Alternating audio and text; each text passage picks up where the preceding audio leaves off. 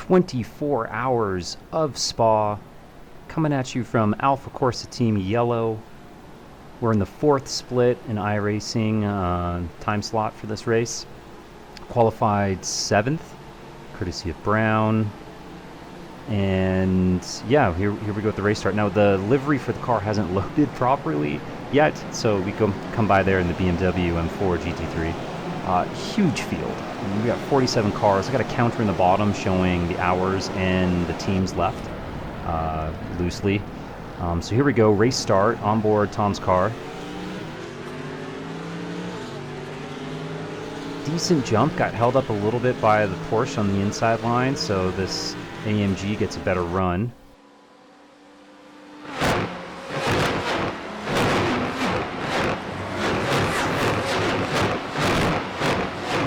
Pretty awesome camera angle. Yeah, so now going down the straight. You want to keep things super cool here. No big risks. There have been many lap 1 incidents in all races, even the 24-hour. So we're hoping for a clean start here, and there hasn't been a wreck through Eau Rouge. Looking back down through the field, impressive stuff to start. Oh, Tom gets a bit of a run, and the AMG stepped out, so that gave him an opportunity to kind of send it down the inside line here.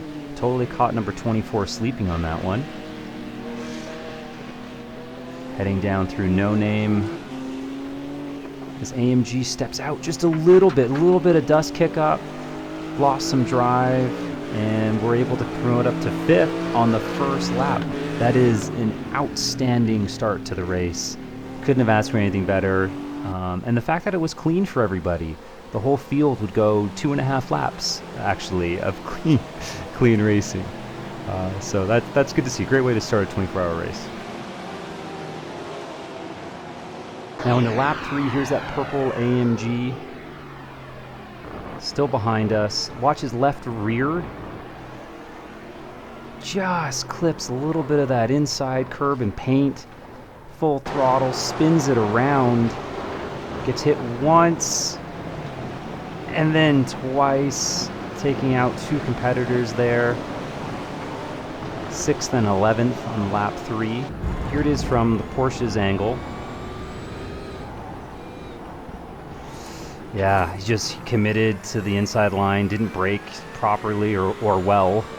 So that accident stacks up people heading down into No Name. We see Iron Monkey get spun around by number 44. There's going to be more contact as he drifts back across the racing line. Not much he can do, but that takes out 20th, 22nd, and 25th. I mean, obviously they will, well, some of them will continue on to do the rest of the 24 hours, but if you're trying to do a flawless 24 hours, man, you're compromised right there 10 minutes in. Really frustrating for those teams. But, you know, this is the nature of endurance racing. On board Brown, heading down on lap 4 to Eau Rouge. He's got a great run here. Maybe he did the most subtle of throttle lifts so that he doesn't bump into the back of him. But this is going to be your classic overtake. Yeah, nothing that team can do. Take that inside line. Perfect pass. I mean, that's respectful racing, I think, from both cars, especially knowing how much of a race we got to go here. So here we have the Stevie Wonder driving school team, otherwise known as Avantis Racing. They were 9th, but I don't know. Ferrari got away with that kind of mid-engine design, I guess. Stepped away from him. So all these cars have ABS and traction control. You're trying to tune them so that you don't make mistakes. So here's that Porsche. We're on lap 46. You can see him on the power drive. It's stepping out. So if I was him, I would know that, especially coming into this next turn, that maybe I need to change my traction control and maybe I need to do a different approach. Instead, he commits inside line. There was a bit of a throttle lift, causing that rear to just snake a little bit more, and another competitor down. That was 12th running. Moving on to lap 62, we've got our first driver change. Spatch is in the car, and we've got a Porsche right behind number 24. Now, he's been in a couple highlight videos so far. It's always tough on the driver change because you're trying to get up to speed, but the track has changed. You can see the sun is beginning to set in the background. Track temperature is still hot. Porsche's got a run on us. Just as easy as we had a pass before, now you've got to let one through. I mean, it's just the way this racing goes. Now watch inside left. Oh, just like we saw earlier with that purple AMG, just clipped a little bit of that paint and the paint of the bumper there on power, but Thomas did a great job saving it there. Again, we lose 2 spots, but the fact that we didn't have a wreck, the fact that the car is still running, that's what you want. That's what you need in an endurance race. And it's a perfect example of saving a mistake from being a worse problem. We see 4th place on 6 on lap 67. It looks like he's got the pass done into bus stop, but number 27 was just super lazy. Either let them go or defend harder. Don't sit in the middle ground. That would actually cause damage to that other Iron Monkey, so both Iron Monkey cars out with damage. By lap 92, the AFT number 27 car has been promoted to 4th. Must have seen this car, at least had yellows, but makes the wrong decision, runs into Placebo, and then gets smacked from behind by Twitchy Foot. This takes out 4th, 11th, and 33rd. He should have slowed up more, running in 4th, and you know what? Paid the price for not doing that. And there you can see us drive through. On board Alpha Corsa, we see cars spun out in front. It's all you got to do. You just got to drop a couple of gears, jump on the brakes. Great job. All right, now we're going to be moving into the night racing on lap 145. We're going to look at the leader here, heading into Lake Home. Gets the braking all screwed up, hits the escape road, thinks he has it, spins back across the racing line, and stripped the dip, running in 4th. Runs right into the side of him. Both cars, huge damage. We're on board the gyro camera of the 4th place car. I understand the greed here of thinking, the leader's off, I'll just run right past, but you know what? You should have shown some caution there, because if you can't dodge him, you know, there's the result. Lap 240, I'm in for my first stint.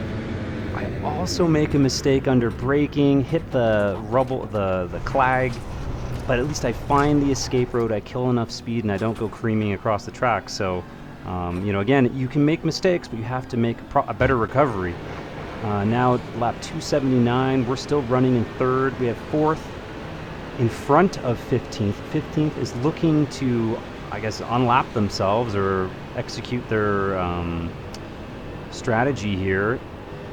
But big wiggle, he then comes right back across the circuit, collects 4th place, who thought they were doing him a solid. So our closest moment came on lap 293. Ross is in the car, watch the left, clips the outside curve of Kuhan entry, then ends up in the clag, right on the racing line. Is so clever, he quickly gets off the line so traffic can go through. That curb has been a landmine all event long, but Ross finds a way to not even touch the wall. Remarkable stuff. Great save. With 10 hours to go, we're down to just 26 teams, and 1st and 2nd are this close. Porsche desperately trying to take down Hunter Racing and their Ferrari. Willing to risk all of the danger zones, eating up curbs. This 911 is hunting. Oh, but he has a moment, a weird twitch off into the wall. Here's the onboard.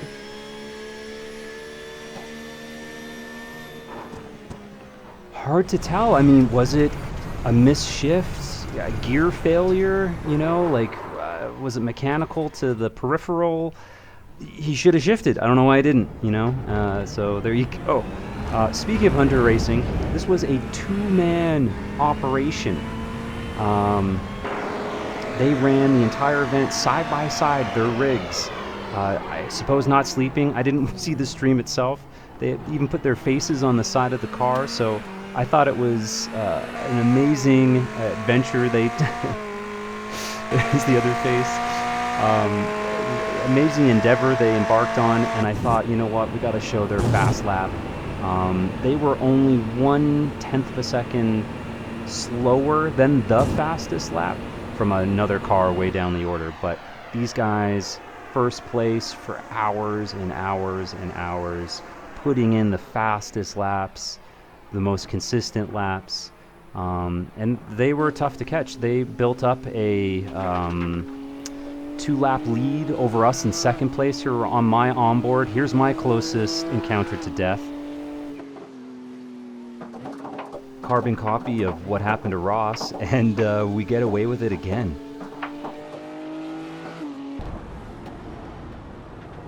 So now here is a collage of everyone's individual fastest lap put together within the 24-hour time period.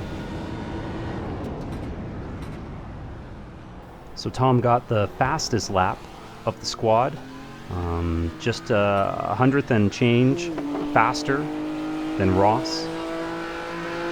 He also got a solid slipstream here.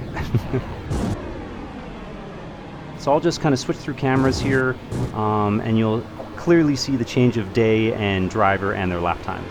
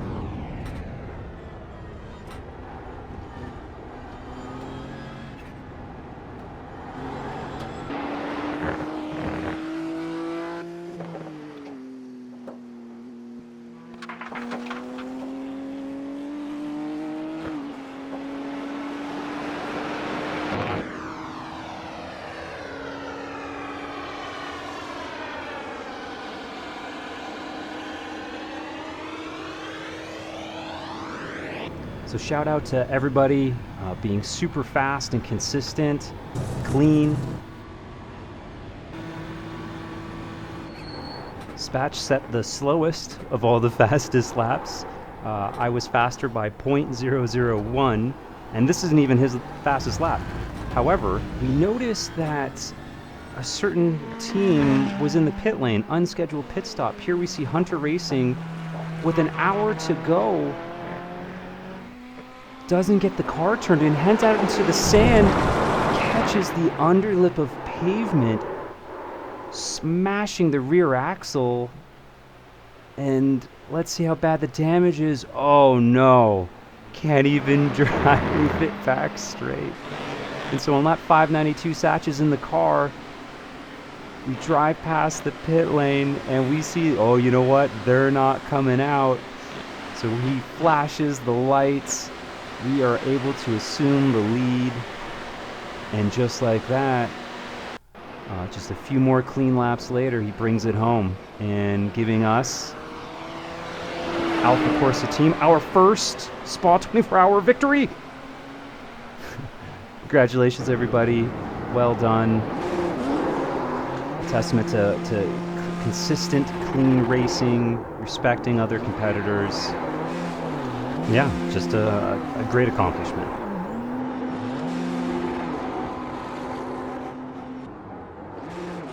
Here's the standings. Amazingly, 4 cars, the podium, on the lead lap. Remarkable after a 24-hour period. One last shout out to Hunter Racing and what they tried to do. Hope everyone enjoyed the video.